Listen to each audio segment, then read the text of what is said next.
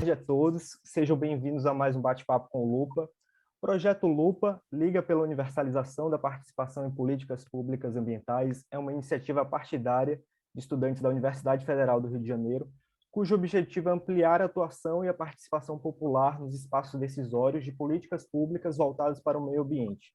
Aqui no Bate-Papo com o Lupa, realizamos entrevistas e debates com nomes ligados a pautas ambientais e sociais em destaque no momento.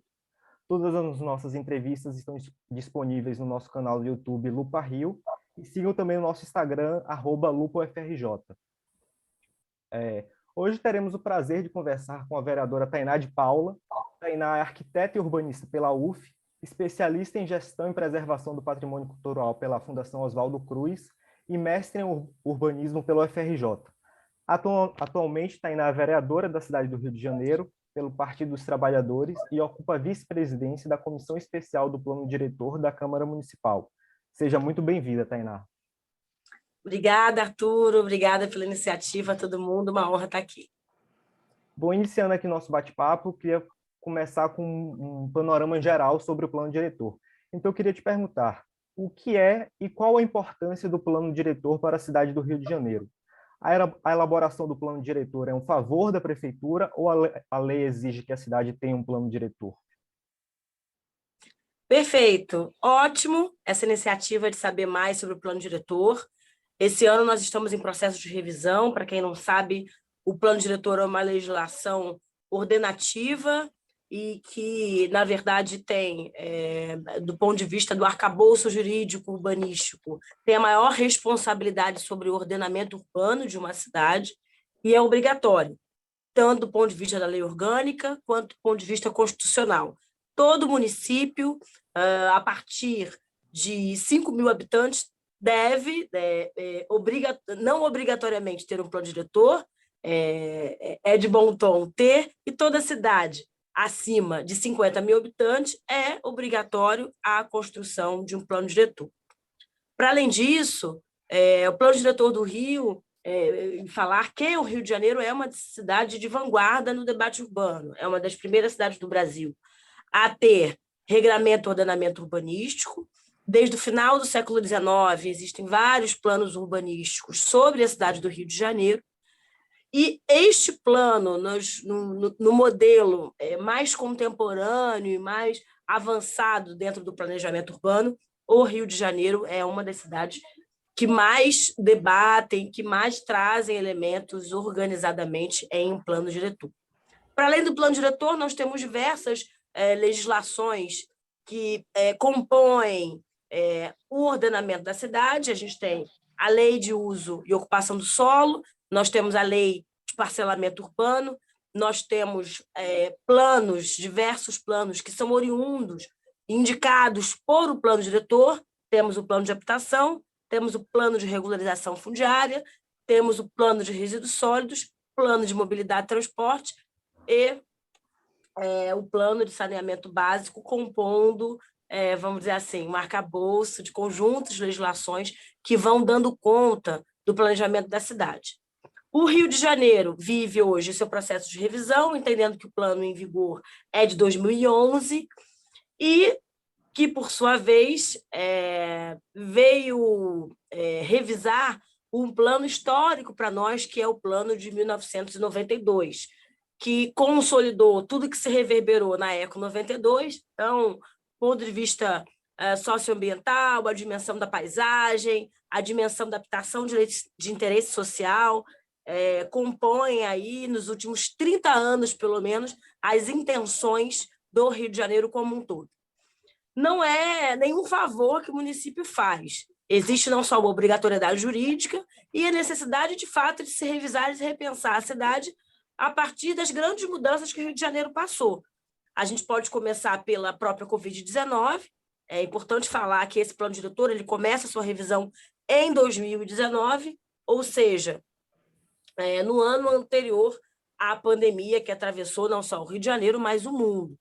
Então, nós temos aí, claro, uma cidade, um espectro e um conjunto de elementos que precisam ser avaliados a partir deste impacto, que é uma cidade que precisa refletir sobre a sua água, sobre o seu acesso à água, sobre a mudança na verdade, a nova relação que nós temos que ter com as mudanças climáticas. Um novo regime socioambiental precisa ser estimulado numa cidade como o Rio de Janeiro, que sofre não só com recursos hídricos, mas também que sofre também com enchentes, alagamentos e deslizamentos cotidianamente, verão a verão. Para além disso, nós temos uma outra cidade pós-olímpica. A gente falou muito sobre isso, um pouquinho perto dos eventos, né? Acho que 2016, o pós-2016, foi muito debatido naquele quente, naquele calor das Olimpíadas, dos grandes eventos, mas pouco de legado olímpico a gente discutiu, a gente se aprofundou. O Rio de Janeiro é outro em diversos aspectos. Nós temos um adensamento das favelas de um lado, um esvaziamento de outros bairros do outro lado. Nós temos um espraiamento da ocupação territorial do Rio de Janeiro em curso, uma zona oeste profunda para debater, as nossas áreas de resiliência urbana e ambiental para debater, tanto o Parque Nacional da Tijuca como o Parque da Pedra Branca sendo pressionados por um processo grande especulativo, não só formal, mas informal também. Ou seja, temos muita coisa para passar limpo e discutir nesse novo plano diretor que vai pensar aí, talvez, pelo menos é assim que eu espero e brigo bastante, para que a gente tenha um próximo Rio de Janeiro mais equitativo, mais inclusivo e socialmente e ambientalmente referenciado.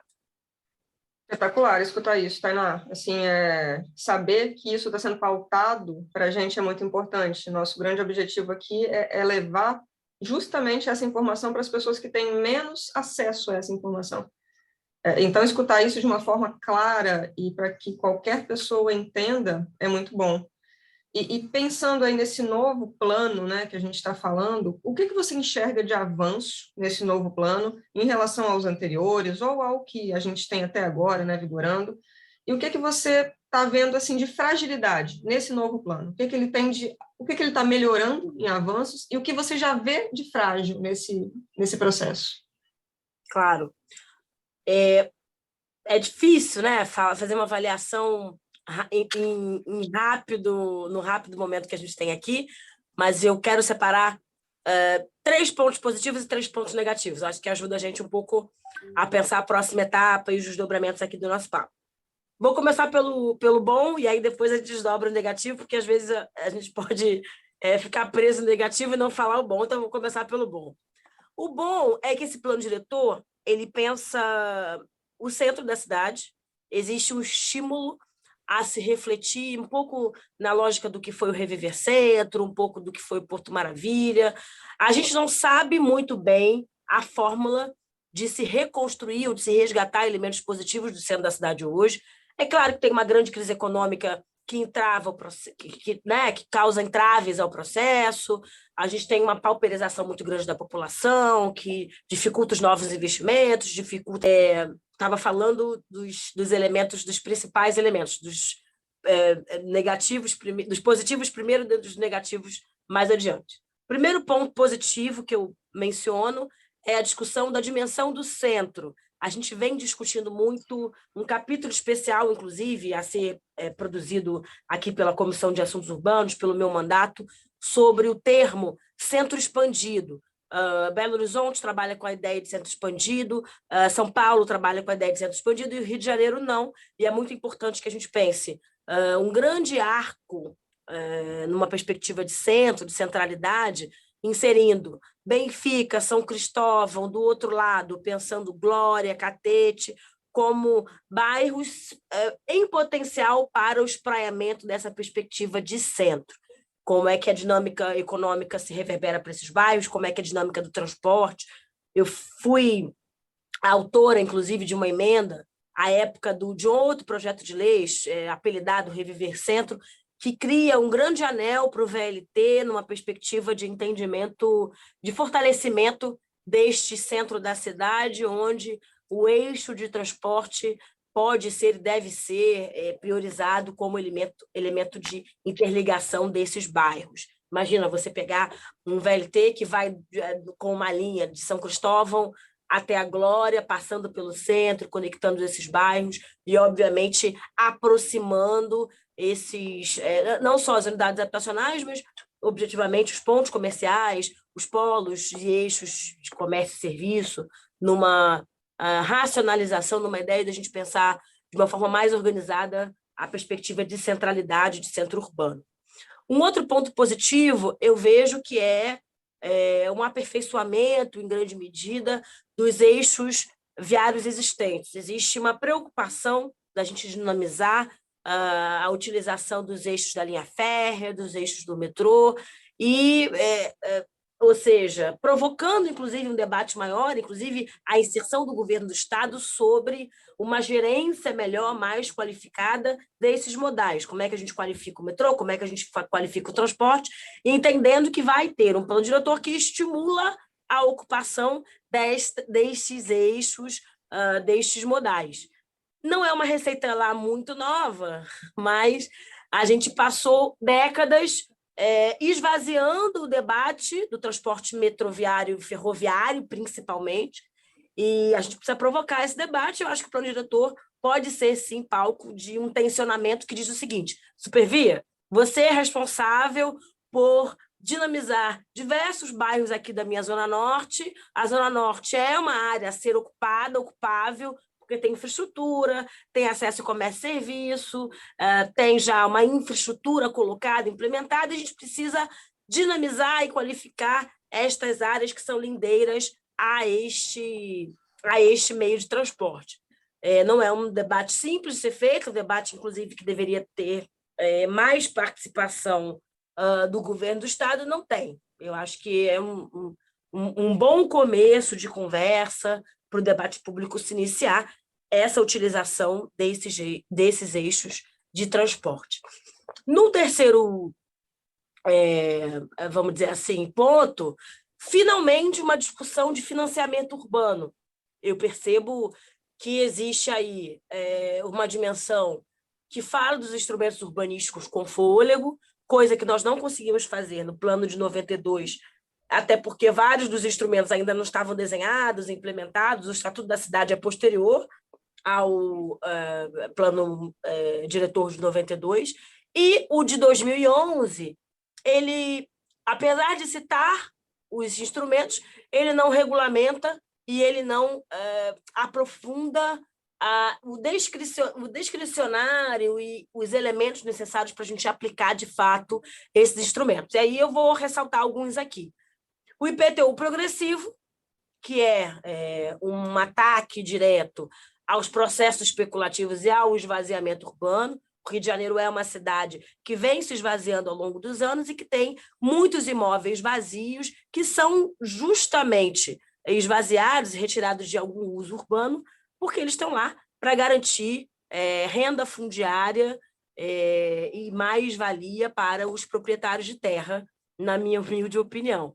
E aí quero citar aqui alguns exemplos para quem está nos ouvindo entender. Poxa, mas como é que funcionaria isso, né? A gente tem um prédio abandonado há quase que décadas na Tijuca, o supermercado Carrefour, na subida, por exemplo, ali da usina, sentido Alto da Boa Vista, que é alvo de grande debate sobre o que fazer com aquele mercado, o que a gente pode fazer com essa grande ruína urbana, e em que pese ele só é uma ruína urbana hoje, porque assim o município o permite. Se nós já tivéssemos um instrumento que diz, olha, quanto mais tempo você deixar o seu imóvel vazio, abandonado, mais caro será o seu IPTU, progressivamente você terá o seu IPTU encarecido, eu tenho certeza absoluta que os proprietários ali daquele terreno vazio, abandonado, não deixariam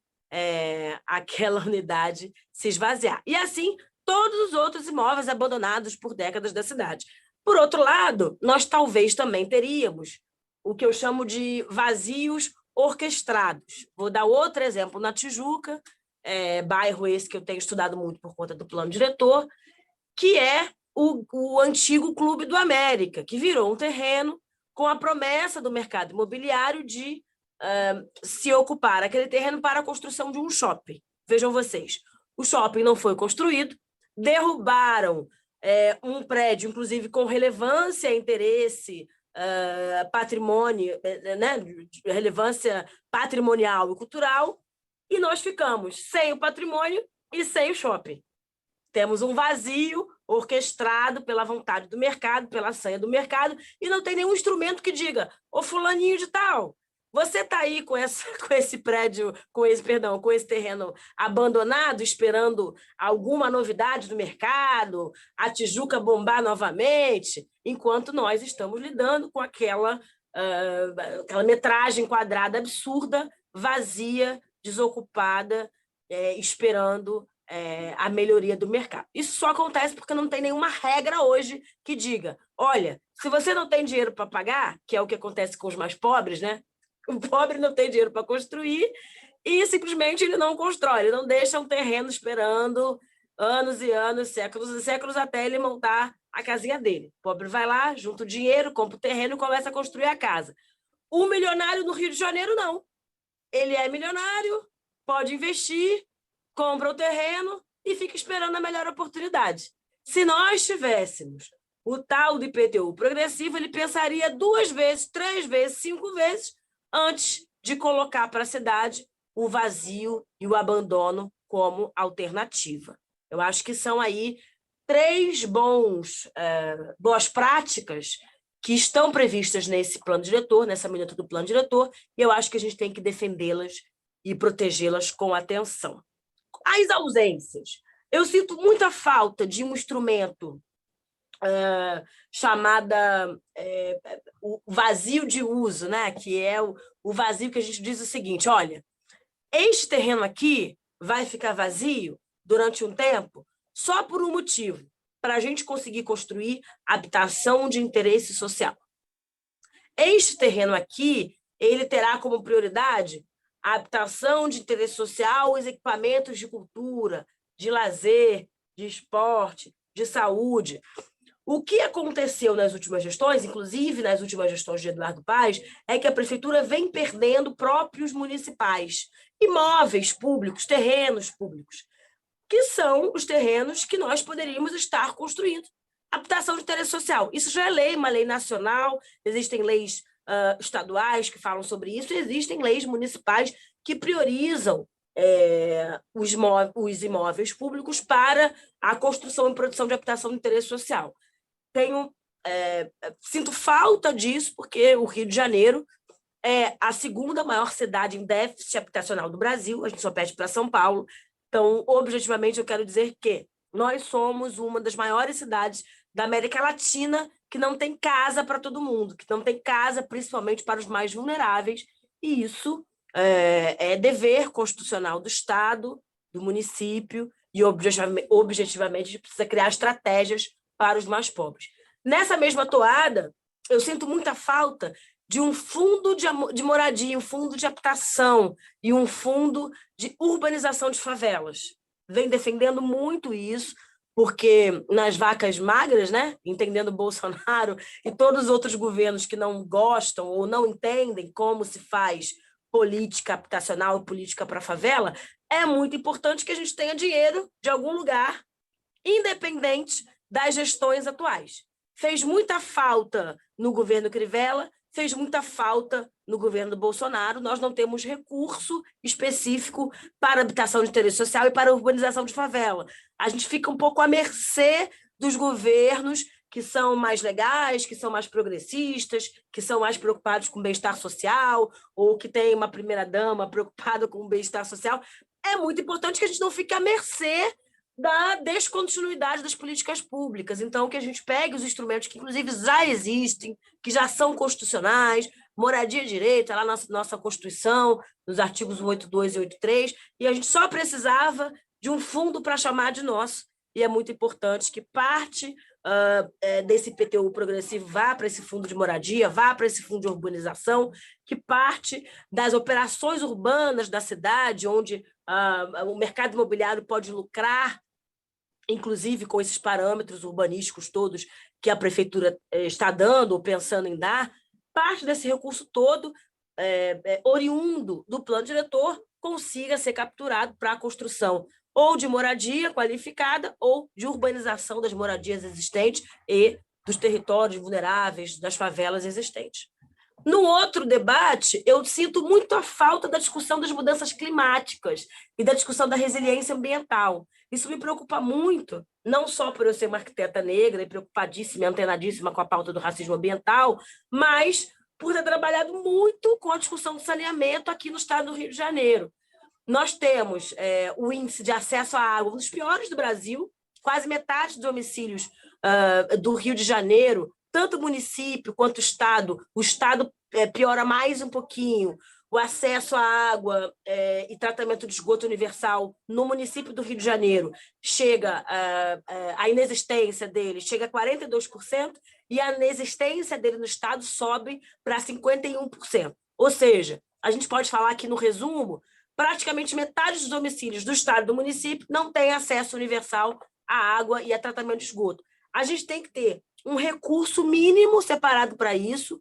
A outorga da SEDAI não está sendo utilizada prioritariamente para dar conta dessa deficiência, que já é uma pena, uma lástima, mas eu não quero chorar só o leite derramado. Eu quero fazer a disputa dos novos recursos, os novos valores que podem surgir para a gente investir nesse tipo de pauta e, óbvio, garantir que as áreas que estão suscetíveis a alagamento, que precisam de investimento público, e aí eu estou falando do Jardim Guanabara, eu estou falando de Senador Camará, eu estou falando de Jardim Acari, eu estou falando da embocadura do Rio Pavuna, eu estou falando de áreas clássicas passíveis de alagamento e inundação na cidade do Rio de Janeiro, que precisam ser debatidas com tranquilidade, inclusive com planejamento específico para elas.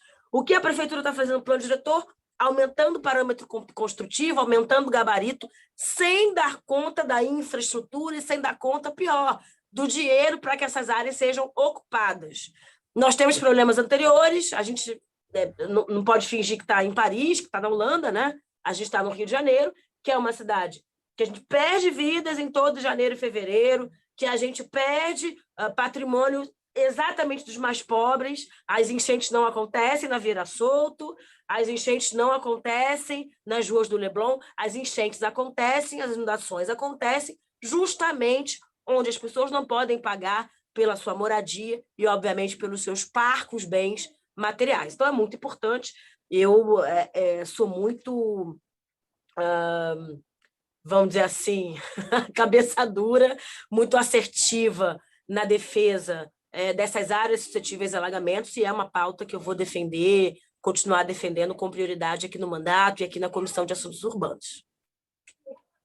Tainá, entrando agora mais nesse assunto de mudanças climáticas, já que você comentou, o novo plano diretor, ele prevê algum conjunto de ações para reduzir as emissões de CO2 ou então outros gases do efeito estufa na cidade do Rio de Janeiro.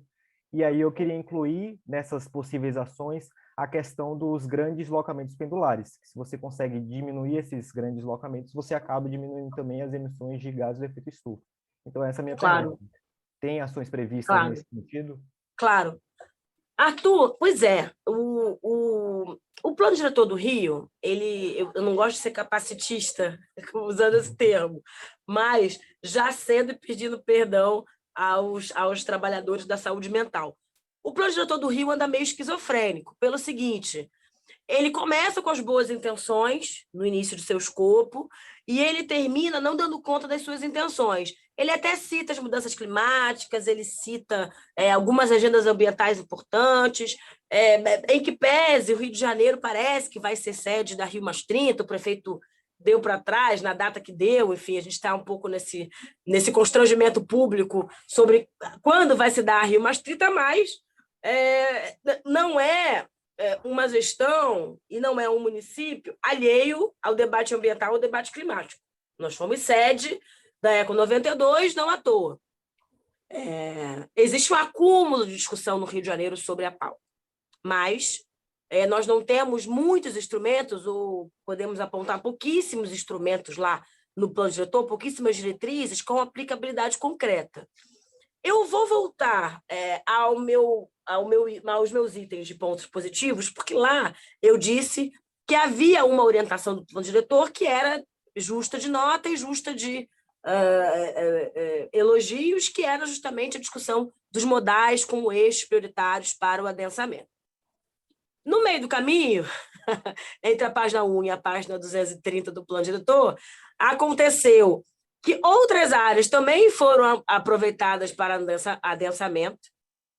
Na minha opinião, o plano diretor do Rio, do jeito que está, ele formula um vende tudo, um especula tudo, porque ele aumenta o potencial construtivo radicalmente de várias áreas. Ele, ao passo que prioriza o metrô e o trem, ele também prioriza o transporte por 4 rodas, porque ele também coloca eixos de expansão e eixos de ocupação com maior potencial construtivo ao redor de ruas médias e de grande capacidade, de pequena capacidade, de baixa densidade, como ninguém. Ou seja, existe um aumento visível de potencial construtivo na cidade inteira, para além dos eixos de modais, vamos dizer assim, que poderiam ser mais facilmente adaptáveis para uma agenda verde. Eu acredito que daqui a 15 anos, 30 anos, no máximo, pensando no horizonte aí, de capacidade institucional, a gente consiga, por exemplo, mudar o tipo de matriz energética do trem e o tipo de matriz energética do metrô. Mas essa não é a nossa realidade hoje. E, em que pese, não está sendo a nossa realidade sequer do novo sistema proposto do modal BRT, que é, na minha opinião, o grande carro-chefe, que vem se desenhando o grande carro-chefe da Prefeitura do Rio. As novas licitações, em que pese, não pedem necessariamente ônibus elétricos nessa primeira leva. Espero que a Prefeitura corra atrás do prejuízo e pense em novas matrizes energéticas que não o diesel, que não os derivados do petróleo. Mas essa não é a realidade verde, socialmente e ambientalmente referenciada, deste Executivo Municipal. Eu fico muito preocupada porque o que a gente está falando ainda é a chave do rodoviarismo e isso, na verdade, na minha opinião, é contraproducente e contraditório ao que a gente está vendo no mundo quando o debate é desenvolvimento urbano, quando o debate é transporte. No outro eixo, existe uma discussão aqui inexistente, que são as zonas de calor. O Rio de Janeiro é uma das cidades que mais crescem do ponto de vista térmico do mundo, da galáxia, para assustar mesmo o ouvinte, nosso telespectador. E eu fico, para além de preocupada, enraivecida da gente não dar conta de uma discussão que poderia ser muito simples, né? Nós temos aí uma massa arbórea colocada na cidade do Rio de Janeiro, construir caminhos verdes, construir corredores verdes, seria, do ponto de vista prático, não diria fácil, mas não seria nenhuma coisa do outro mundo. Nós temos bosques interligáveis, nós temos florestas interligáveis, nós temos 2 florestas urbanas, e se não me falha a memória, estamos entre as 5 maiores cidades urbanas, as 5 maiores cidades urbanas com parques e florestas urbanas do mundo, e nós bebemos e reverberamos pouquíssimo isso. O que eu gostaria de estar vendo? E o que a Prefeitura ainda não apresentou? Uma agenda verde para o plano diretor. Existe uma discussão do plano de arborização totalmente descasada do plano diretor. Isso é uma tragédia, isso é uma aberração do ponto de vista do planejamento urbano. A gente não sabe qual é a nossa meta de arborização por ano, a nossa meta de arborização por metro quadrado. E uma cidade, na boa, que tem Floresta da Tijuca e Maciço da Pedra Branca, isso é um ornitorrinco urbanístico, para a gente não falar coisa pior. E, para além disso, é uma coisa que me envergonha, a ausência completa da discussão da proteção dos nossos complexos hídricos e lagunares e o apagamento complexo, inclusive, para a discussão e debate público de que a despoluição desse complexo hídrico e lagunar poderia, inclusive, se viabilizar como elemento de transporte público. A gente não está falando, por exemplo, da ampliação da utilização das nossas barcas, novas linhas. Eu gostaria muito de estar debatendo em 2022 a discussão da barca Pavuna Praça 15. Não estamos longe disso. Eu queria muito estar discutindo a conexão da barca Maré Praça 15. Nós não estamos. Ou seja, nós estamos muito devagar em discussões que podem parecer vanguarda, né, para a gente, coisas quase que do afrofuturismo, do futurismo urbanístico, mas que são quase que corriqueiras em outras cidades e em outros países, inclusive em países em desenvolvimento e subdesenvolvimento como o Brasil. Então, eu acho que a gente está no passado e eu acho que esse plano diretor já nasce um pouco velho, um pouco envelhecido de ideias e elementos importantes. É muito curioso, né, que a gente fala de uma cidade super moderna, como o Rio de Janeiro, né? Estamos aqui debatendo mudanças no plano diretor, estamos falando em colocar mais gente em áreas que a gente teoricamente já acha que está inchado, né? Zona Sul, Centro e, ao mesmo tempo, eu te pergunto de populações vulneráveis, né? Você acabou de falar, Vieira Solto não alaga, a gente sabe onde alaga, e a gente sabe onde alaga tem muito tempo, não começou a alagar ontem. Talvez se alagasse todo dia, a gente olhasse com um pouquinho mais de carinho, mas como alaga uma vez ou outra e não alaga a nossa casa, a gente esquece, né? Então, assim, enchentes, alagamentos, a gente simplesmente esquece quando a chuva vai embora, né? E as pessoas que vivem isso, essa tragédia, que vivem isso rotineiramente, a gente acaba que não olha para essas pessoas, né? E elas ficam muito desamparadas pelo gestor público, e vem gestor público, vai gestor público, e não muda nada. Então, será que o plano diretor urbano, ele tem um olhar para essas pessoas, tem alguma coisa nele sobre mudanças climáticas voltadas para grandes eventos, chuvas intensas, ressacas intensas, para essa população vulnerável? Existe alguma coisa direcionada de uma vez por todas para isso? Claro. Mônica, eu acho que valia outra conversa, porque eu acho que você perguntou aí e me provocou alguns elementos que são muito chave de uma discussão ainda que engatinha no Brasil, mas que bomba em outros países, que é a chave do racismo ambiental. Existe aí uma necessidade de se protagonizar, de se entender os processos de humanização que levam as reivindicações no campo urbano ganharem eco, ganharem voz. Uma obra pública só é levada a cabo, o emissário de Ipanema só é construído porque não dá para ter esgoto a céu aberto na Praia de Ipanema. Só por isso que o emissário saiu. O emissário da Barra só é levado a cabo porque não dá para ter esgoto in natura na Praia da Barra, porque a gente sabe quem mora na Praia da Barra. Por que o saneamento do Complexo do Alemão não saiu? Porque dá para ter mora esgoto lá... em outros lugares, né? Sim, estou pegando o Complexo do Alemão para a gente entender a alegoria aqui onde eu quero chegar. Porque é um território dos invisíveis, e os invisíveis no Brasil são majoritariamente pretos ou quase pretos, ou parentes de pretos, ou amigos de pretos, estão em territórios negros enegrecidos, né? Num entendimento que não é apenas o fenótipo e o individual que está na discussão, mas o território que concentra aquele determinado grupo social. Então, se você mora numa favela do Rio de Janeiro, mesmo não sendo negro, como negro será tratado, porque esse é um território onde os invisíveis e os empobrecidos e empretecidos estarão. Aquela brincadeira do quase preto do Caetano Veloso. Nessa pegada, o buraco fica muito fundo, porque aí a gente começa a discutir a origem das favelas, porque as favelas nasceram, a discussão do pós-colonização e o impacto da urbanização que a gente não conseguiu entender, a gente não consegue compreender, e, por outro lado, existe um projeto em curso de manutenção desses territórios como estão. Porque, afinal de contas, eu vou precisar de gente, de mão de obra precária, de mão de obra barata, vivendo em algum lugar, e para essa mão de obra continuar sendo barata, ela tem que não ter recursos para gastar em absolutamente nada da sua vida. Ela precisa ter uma vida barata.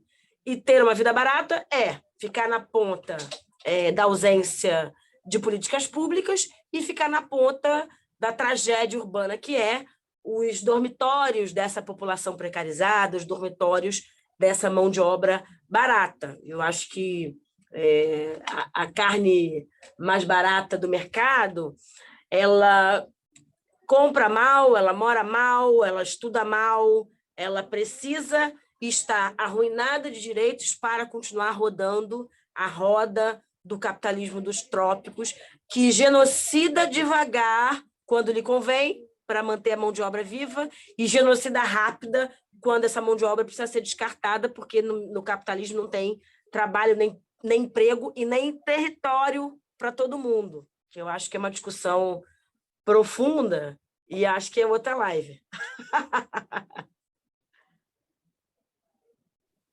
Tainá, entrando agora mais nessa questão urbanística, eu queria te perguntar sobre o adensamento, porque uma das estratégias, uma das diretrizes do plano diretor é adensar regiões que já têm infraestrutura boa, como o centro e a zona sul, mas, no entanto, os moradores dessas regiões normalmente demonstram insatisfação, alegando que essas áreas já estão saturadas. Então, eu queria te perguntar, você considera essa estratégia do adensamento uma boa estratégia? É uma sinuca de bico, Arthur, porque tem os dois movimentos. Existem os NIMBs, né? Um termo norte-americano, muito cunhado nos anos 70, daqueles que querem que nada mude. Eu acho que essa é uma discussão profunda que a gente precisa ter.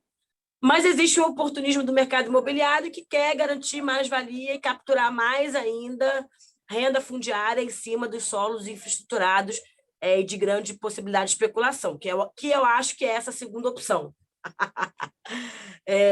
Existe a necessidade de aumento desse potencial construtivo na Zona Sul e nas áreas de franja dessa Zona Sul, entendendo Centro, entendendo Tijuca, essa nova classe média que o mercado visa, o jovem de 30 a 50 anos, né, que é a nova juventude, que acessa o mercado de trabalho mediano e que pode bancar por uma qualidade de vida um pouco menor do que a classe média anterior, né, das outras décadas.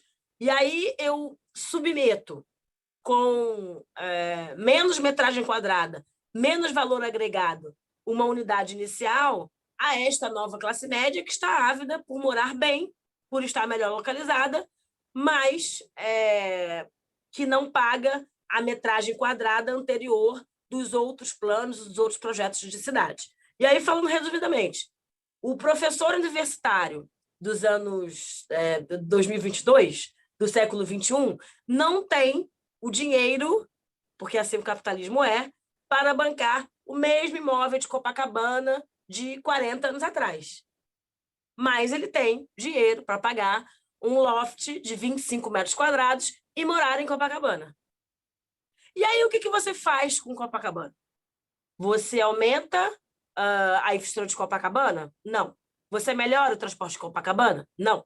Você está precarizando o bairro de Copacabana, fazendo um resumo aqui, num processo de hiperadensamento e garantindo a captura de mais-valia para os investidores e mercado imobiliário formal.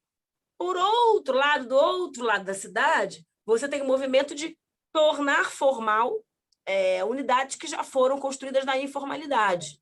A gente teve aí uma grande briga, que eu acabei me enfiando e virei um pouco a demolidora da lei do puxadinho do Rio de Janeiro, porque era um pouco a lei do puxadinho, né? Permitir que todos os puxadinhos, buracos, cabeças de porco do mercado formal e principalmente do informal sejam regularizados e se integrem à legislação urbanística da cidade. E aí esses imóveis não têm taxa de ventilação, tem áreas de circulação precaríssimas, tem unidades muito mais precarizadas, sem área mínima de ventilação, sem número mínimo de janelas, enfim, um terror arquitetônico que traz, inclusive, no máximo disso insalubridade urbanística, baixa ventilação dentro da cidade. A gente está falando, veja, de uma cidade mais verde, de uma cidade ambientalmente referenciada, e não dá para a gente pensar qualquer tipo de unidade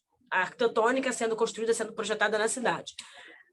Numa toada interessante, Tainá, as favelas são um pouco isso, né? Você tem um terreno pequeno, você precisa dar conta de muita gente e você vai ocupando como pode. Não dá para a gente inverter a lógica. A gente adensou a favela e a gente ocupou a favela porque foi o único jeito que a gente conseguiu fazer casa, moradia para aqueles que mais precisam. Não é o mercado imobiliário querer lucrar mais em cima da perspectiva de adensamento e de precarização das unidades habitacionais. Isso a gente não topa. Maravilha, Tainá. É difícil a gente falar de Rio de Janeiro, de mudança de PTU e não falar de racismo social, né? Sim. Então, assim, eu estou com outra pergunta aqui, já, meu Deus do céu, né? Já vamos lá de novo, né? Quando você fala ali de outorga onerosa, né? Disso você acabou de falar agora também, de PTU progressivo e tudo mais, você acha que efetivamente isso poderia ser um subsídio para ajudar nessas regiões periféricas? Você acha que isso efetivamente vai ser um subsídio? Ou isso é só uma brincadeira, vamos falar assim? Olha, do jeito que está desenhado no plano diretor, é uma brincadeira. Né? Que eu falei um pouco anteriormente. Sim, sim. Está previsto o plano diretor, está previsto o IPTU progressivo, está previsto a outorga onerosa. Mas não está previsto a obrigatoriedade de que esses recursos, oriundos desses instrumentos, vão ser para a urbanização de favelas e vão ser para a habitação de interesse social. Aí a conta não fecha. É a fragilidade, né? É a fragilidade que você... É uma fragilidade muito grande, porque os instrumentos urbanísticos são prioritariamente para isto. Não dá para a prefeitura querer fazer caixa, resolver os seus rombos administrativos, e aí eu não quero aqui fazer um juízo de valor, se a prefeitura, como é que ela vai usar, se ela pode usar melhor ou pior, dependendo da gestão. Eu não quero fazer esse debate e acho que não é a discussão. A discussão é o dinheiro utilizado das operações urbanas, do recurso urbano, precisa ser utilizado para aquelas áreas onde se mais precisa. É uma receita fim, não dá para a gente achar que vamos acessar dinheiro, resolver outras coisas e deixar o bebê e a água suja da bacia para serem resolvidas quando nós tivermos dinheiro para resolver. Eu acho que é uma conta que definitivamente nós temos que disputar muito nessa revisão do plano diretor. Tainá, uma última pergunta aqui para a gente fechar, falando de participação popular.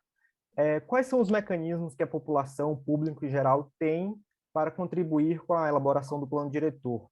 E você, no seu sentimento, tanto a prefeitura quanto a Câmara Municipal têm sido receptivos a essa participação popular?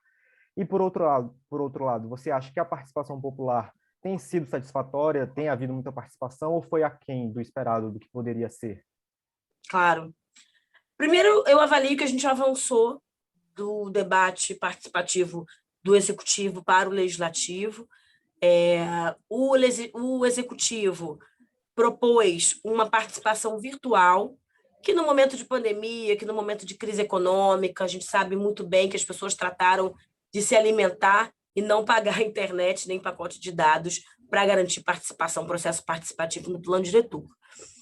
E, em que pese, o Legislativo, entendeu isso como um buraco, como um problema, e propôs reuniões setoriais e reuniões territoriais, que inclusive ainda estão em curso, vão até final de setembro, para que a gente consiga garantir a máxima participação, a mais ampla participação dos territórios, principalmente dos territórios impactados.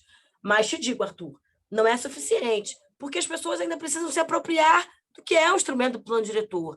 Eu acho que, inclusive, fica para a nossa tarefa entre planos. Como é que a gente fala desse instrumento, como é que a gente faz uma mobilização de revisão, de entendimento de como o plano diretor vai entre as décadas. No meio da década, precisa haver uma discussão, um debate público que, inclusive, engaje o público da cidade para o próximo plano diretor, e, sem dúvida alguma, e esse será uma grande deficiência sempre. O plano diretor não é um debate fácil, ele exige dedicação, ele exige entendimento, ele exige uma empatia de todos os participantes, porque, às vezes, o que acontece num bairro não acontece no outro. A gente precisa, inclusive, que os bairros se ajudem, se comuniquem e se integrem, e não é uma tarefa fácil. Mas eu avalio que a gente ainda tem tempo, temos aí os canais da Câmara de Vereadores, o canal da própria vereadora, as discussões territoriais que independem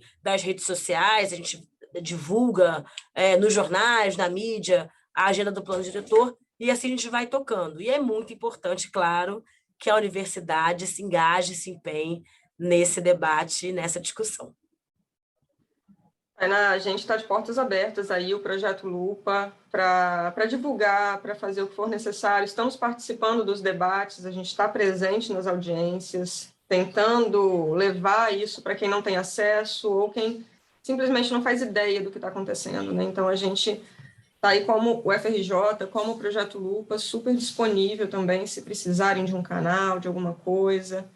E eu queria muito te agradecer pela presença. Hoje a gente comemora o Dia da Mulher Negra, Latino-Americana e Caribenha. Então, tá falando com você hoje, sabe? Uma minoria, uma mulher negra e que chegou aí, é uma vereadora, é formada em arquitetura, você é uma super minoria dentro mesmo do seu povo. Então, assim, nossa, para a gente é uma grande honra ter você e que sorte que a gente está falando com você hoje. Então, hoje a gente pode super comemorar que a gente está aqui falando com uma mulher negra engajada e que está buscando a melhoria para a sua cidade, que é o que a gente quer mostrar. Então, assim, gratidão mesmo, muito obrigada por você estar aqui falando com a gente e por você estar fazendo esse papel, sabe? Que eu acho que para nós mulheres é algo surreal, é incrível ver isso e eu fico muito feliz. Muito obrigada mesmo. Eu que te agradeço, pessoal. Obrigada, Lupa. Obrigada, Arthur. Obrigada, Suzy. Obrigada a todo mundo que está aqui na técnica nos acompanhando. E viva as mulheres negras construtoras de cidades e de mundos. Muito obrigado, Tainá. Viva. Obrigada, Tainá. Até uma próxima. Obrigada, Lupa. Obrigada, até, meninas. Até, Xé. Tchau, tchau, gente. Tchau. Obrigadão.